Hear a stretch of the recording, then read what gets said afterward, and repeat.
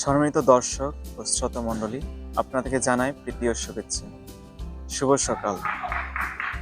আজ শনিবার।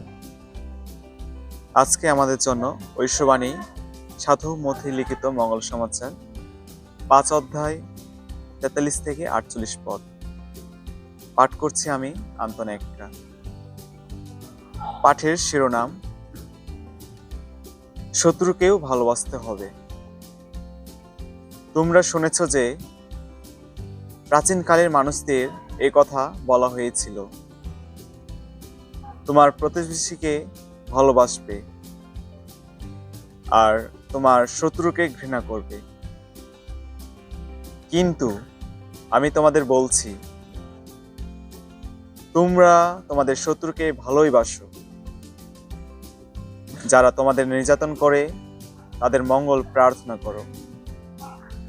এইভাবেই তোমরা স্বর্গে বিরাজমান তোমাদের পিতার প্রকৃত সন্তান হয়ে উঠবে।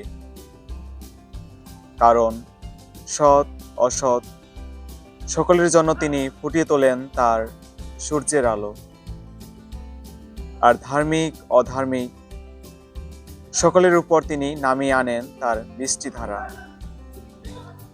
যারা তোমাদের ভালোবাসে, শুধু তাদের যদি ভালোবাসো, তবে তোমরা কি বা পুরস্কার বা আশা করতে পারো?